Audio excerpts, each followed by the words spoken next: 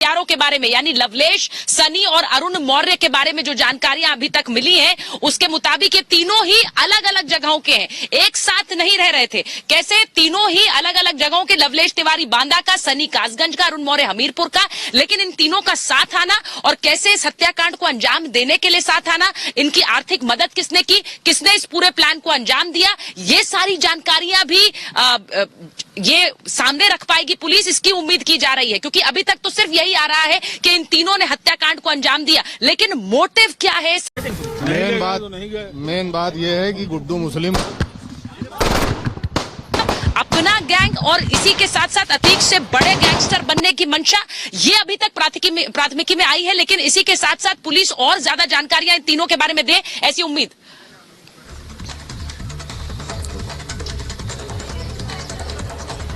है। खुलासा क्या होगा इन तीनों से पूछताछ में? अब तक के जो खुलकर सामने आया है, जो स्थितियां सामने आई हैं, उन स्थितियों के जरिए ये सिर्फ पता लगाया जा सका है कि ये लोग अपना गैंग जो है वो तैयार करना चाहते थे, जिसके चलते इतनी बड़ी वारदात को अंजाम दिया गया। लेकिन ये तय है, जब पुलिस प्रेस कॉन्फ्रेंस करेगी तो सिर्फ बातें इतनी भर नहीं रहेंगी, इससे भी कुछ शायद बहुत बड़ा ब्रीफ जो है वो पुलिस की तरफ से किया जाए। क्योंकि अभी तक ऑफिशियली स्टेटमेंट की बात करें तो प्रयागराज के पुलिस कमिश्नर की तरफ से कल देर रात एक स्टेटमेंट दिया गया था, जिसमें यह ब्रीफ किया गया कि पत्रकार के वेश में वो लोग यहां पर पहुंचते हैं, इस हत्याकांड को अंजाम देते हैं, अतीक और अशरफ की मौत हो जाती है और साथ ही इन तीनों लोगों को डिटेन किया गया है, जिनसे पूछताछ की जा रही है।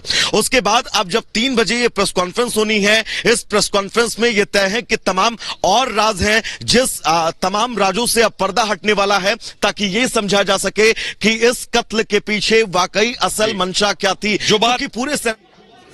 जो बात वैभव कह रहे हैं, वैभव आप जो बात बता रहे हैं कि सनी हो या फिर लवलेश हो या फिर अरुण हो, सनी के शूटर, सनी के बारे में आपराधिक जो इतिहास है वो सामने आया। दर्शकों को बता दें, अतीक और अशरफ की हत्या करने वाला जो शूटर था सनी सिंह पर कुरारा थाने में 14 मुकदमे दर्ज हैं। 2016 में पुलिस के ऊपर भी इसने फायरिंग की थी। हमीरपुर जेल में बंद रहते वक्त इसने कई बड़े अपराधियों और गैंगस्टर से संबंध बनाए और बताया जा रहा है सुंदर भाटी गैंग के साथ भी ये जुड़ा रहा है। सुंदर भाटी, जिसका गाजियाबाद बुलंदशहर में तूती बोला करती थी, उस दौर की बात मैं बता रहा हूं। हमारे साथ मीनाक्षी लगातार बनी हुई है और मीनाक्षी उस होटल तक भी गई थी जिस होटल में रुके हुए थे।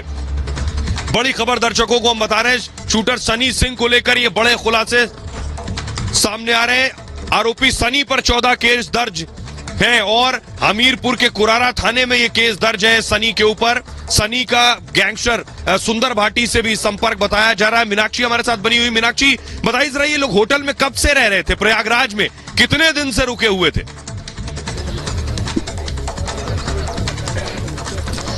बिल्कुल सोहेल, और अब ये जांच का विषय बन गया है, क्योंकि साफ तौर पर यहाँ ये समझा जा सकता है कि कोई भी इस तरीके से आकर के बिना रेकी किए हुए इतने बड़ी वारदात को अंजाम नहीं दे सकता है। ऐसे में सवाल यही उठ रहे हैं कि आखिरकार ये कितने दिन से आए हुए थे, कितने दिन से रुके हुए थे और कितने दिन से इनकी जो रेकी है वो की जा रही थी। क्योंकि रिमांड पर जब से लिया गया था, 17 तारीख तक की रिमांड थी और ऐसे में हर 24 घंटे के अंतराल में यहाँ पर मेडिकल के लिए लेकर के जाते थे मोतीलाल नेहरू हॉस्पिटल में। और यहाँ जब कल रात मेडिकल के लिए लेकर के गए तो 10:35 का वो वक्त होता है जब गोलियों की तड़तड़ाहट होती है और पूरा वातावरण जो है वो गोलियों की तड़तड़ाहट से गूंज उठता है। ऐसे में अब कई सवाल खड़े हो रहे हैं। पहला सवाल ये, क्योंकि आपने जिस तरीके से बताया यहाँ पर कि ये कितनी महंगी पिस्टल लेकर के आए हुए थे, इन्हें आर्थिक तौर पर मदद दे कौन रहा था? जो बाइक थी, क्या ये इनकी थी? क्योंकि ये लोग यहाँ के निवासी नहीं है, ये कहीं बाहर से आए हुए हैं और उस बाइक के नंबर के साथ भी छेड़छाड़ की गई थी। आगे की जो नंबर प्लेट थी उसे मैनिपुलेट किया गया था, पीछे की जो नंबर प्लेट थी क्या वो फेक तो नहीं थी? इसको लेकर के भी छानबीन की जा रही है। तीसरा, जिस तरीके से ISI का कनेक्शन सामने आ रहा था, पाकिस्तान कनेक्शन सामने आ रहा था, अतीक अहमद का, अशरफ अहमद का, तो क्या कोई ऐसी जानकारी थी जो अतीक अहमद के द्वारा, अशरफ अहमद के द्वारा पुलिस को दी जाने वाली थी, जिसकी जो खबर है वो इन शूटर्स को लगी थी, वो इन लोगों को लगी थी और इस तरीके से इस पूरे हत्याकांड को यहाँ पर अंजाम दिया गया है?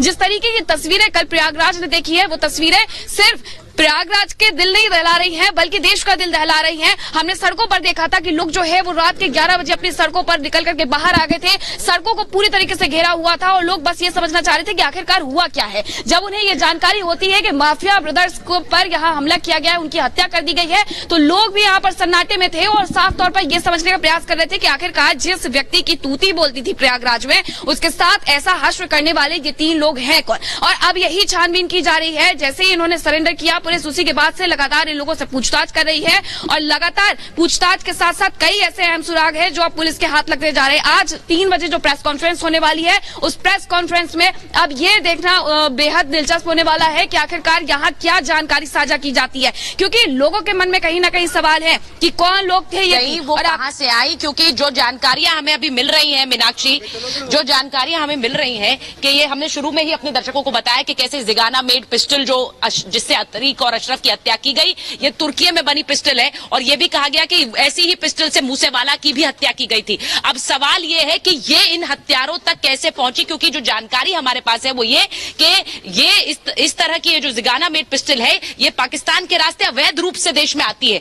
ऐसे में क्या इन हत्यारों का जो गठजोड़ है वो ऐसे लोगों के साथ रहा जिन्होंने हथियार मुहैया कराए, ये सब अंडर इन्वेस्टिगेशन है, ये तफ्तीश का मामला है। क्योंकि ये हथियार इन तक कैसे पहुंचा है इसकी भी पुलिस तफ्तीश करेगी। इसीलिए मैं कह रही हूं कि जो प्रेस कॉन्फ्रेंस होने वाली है वो बहुत अहम होगी। लेकिन जैसा थोड़ी देर पहले एक बार सृष्टि के पास जा रही हूं, सृष्टि जैसा बताया वैभव ने थोड़ी देर पहले और जो बात सुहेल भी जिक्र कर रहे थे कि इन हत्यारों का आपराधिक रिकॉर्ड रहा है, इनका आपराधिक रिकॉर्ड रहा है, लेकिन तीनों का साथ आना और इस हत्याकांड को अंजाम देना, ऐसे में सवाल उठते हैं कि किस मंशा के साथ और इन तीनों का साथ आने के पीछे क्या कोई और भी रहा।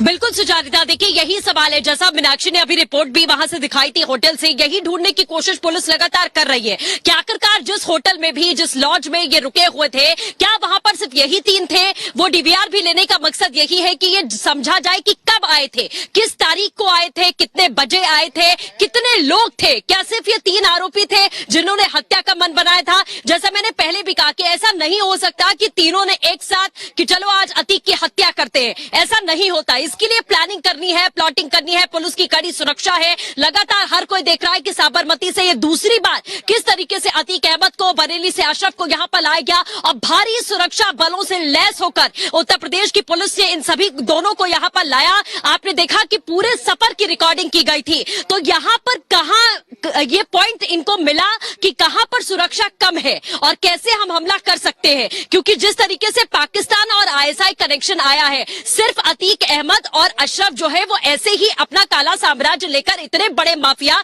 इतने बड़े दुर्दांत अपराधी नहीं बने थे। इनके पीछे बड़े बड़े लोगों का हाथ था, बड़े बड़े लोगों की फंडिंग थी, जिसकी वजह से ये इतने बड़े अपराधी बने थे कि जेल के भीतर बैठकर भी ये अपने गैंग का संचालन कर रहे थे। वो हथियार इनके गैंग के पास कहां से आ रहे थे। तो सवाल यही है, जो कड़ियों की बात मैं कर रही थी कि आखिर क्या कोई बड़ा खुलासा अतीक अहमद करने वाला था। बेटे का इनकाउंटर होता है, गुर्गे सारे पकड़ लिए जाते हैं, पत्नी फरार है। एक तरीके से आर्थिक तौर पर भी अतीक अहमद की जो सीधे तौर पर कमर है वो तोड़ दी गई थी पुलिस की ओर से।